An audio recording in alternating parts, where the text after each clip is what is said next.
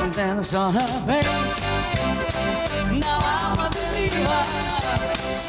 I'm not a trace. All right, let's talk Monkees, because I know that you're very passionate about that, because you would probably not be doing what you're doing today, or as in such a diverse way, had it not been for the Monkees. Now, the casting process alone was very unique at the time, wasn't it? Well, at the time it was, but it's become quite the norm. Right. That they now have a script, an idea for a show. They hold open auditions. In come the actors. They are auditioned, they are screen tested, and they decide who's going to do the part. The difference was that this was a show about a rock and roll band. And normally a rock and roll band meets when they're kids, and they go through the youth club, and then they go through the school, and they play at the prom, and then they play the local club, and then if they're lucky, they go... Which is kind of like the Lennon-McCartney story, right? Yeah, right, exactly. Okay. But that's not how the Monkees happened. The Monkees Right. happened like a TV show. They auditioned, they got kids, they put them in the parts, that was it. We started out as 2 musicians and 2 actors. We ended up as 4 musicians and 4 actors. Because you had to go out on the road We and tour. learned how to do it, and we did it all. So we taught the damn hit songs came along, Mickey right? Dolenz and I taught those guys, basically. We took the brunt of the first, sort of major pieces of the shows, and they took the musician's role. And then we all worked and helped each other. We did over 200 concerts, What was it like the first time you went out to do a concert? We were in Hawaii. Right. And purposely we went to Hawaii. Let's break it in there. Yeah, Right. because it's far away, and if we failed, we'd get thrown in the sea. But the idea was that we played this beauty pageant, Miss Teenage America. Right. And there we were, and hey, they were all out there to have a good time. The Monkees had just broken into America. The TV show was being played. Last Train to Clarksville was being played on the radio. Actually, in Hawaii, it was the B-side of the single that made it. It was "Take a Giant Step," because there was no trains in Hawaii, so they used the B-side. So we played that. So we were a hit. We were successful. The show went great. We came back to America. We did a mini tour, 5 concerts, and it all broke loose. It was nothing like it is today. The equipment was inferior. Oh, you had the little sound was coming speakers off the right. stage. I mean, we had to just sort of play with what we had. And they always come back to saying, well, they're manufacturers, the Monkees. Well, if you only knew how hard we worked on the show, working towards doing a script. After the show was finished, we went in the studio, we cut songs for the show. We toured. We were, for 2 years, just worked very, very hard. We made $450 a week for doing the show and for doing the Monkees. But we were 20, 21 years old. That was big money. And Hey. energy is eternal delight, and that's what youth has.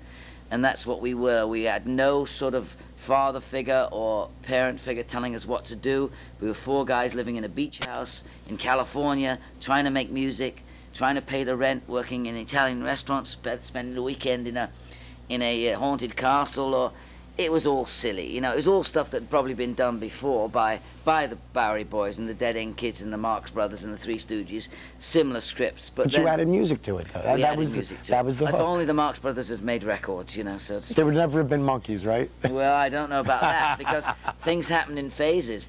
I don't think there's been anything since that's been sort of the same kind of thing. They've tried with the Archies, and they've tried with different groups, the Archies was banana splits and fabricated, things like that. right. But that's what show business is about. It's about fantasy. It's about manufacturing an image. It's about entertainment. And as I'm telling you, I'm going to leave here, and I'm going to go to where I'm going for my supper, or I'm going to go to my room, and I just become a regular person. You see, the thing that makes an entertainer attractive is the success of it all. If I was just some Joe Smo down the street, just a regular sort of a person, I wouldn't be found so attractive as a man, as an entertainer, as whatever, a human being. I mean, you probably wouldn't be sitting, listening, talking to me like I'm talking now.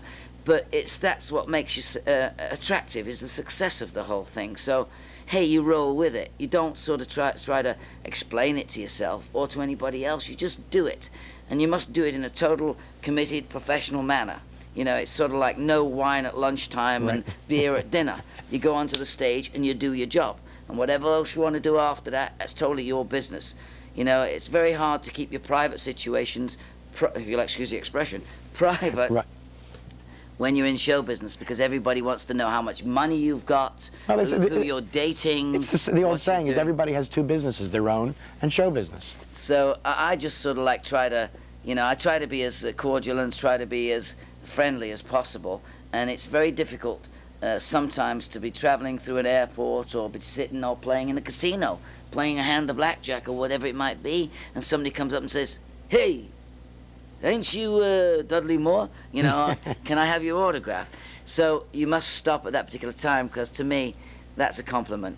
I mean, sometimes it's a bit difficult when you're just about to have a spoonful of soup, or if you're running to the bathroom or something like that, But you try to be as as honest at the time as you can. I can't talk to you right now. I must go to the toilet.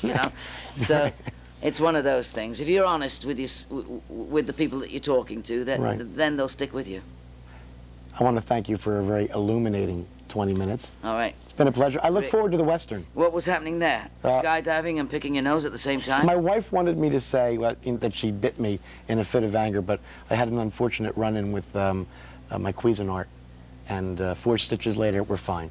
We'll talk about it on another show. Women, I was just saying to my friend, there's 3 kinds of women, especially when you're making love to them. Okay. There's the young woman that goes, "That's it." And then there's the sort of like substitute, the lady of the night that says, Right. "That's it." And then there's your wife that says, "Peach. I'll paint the ceiling peach." I will not attempt to follow that. Back with our calendar segment right after this.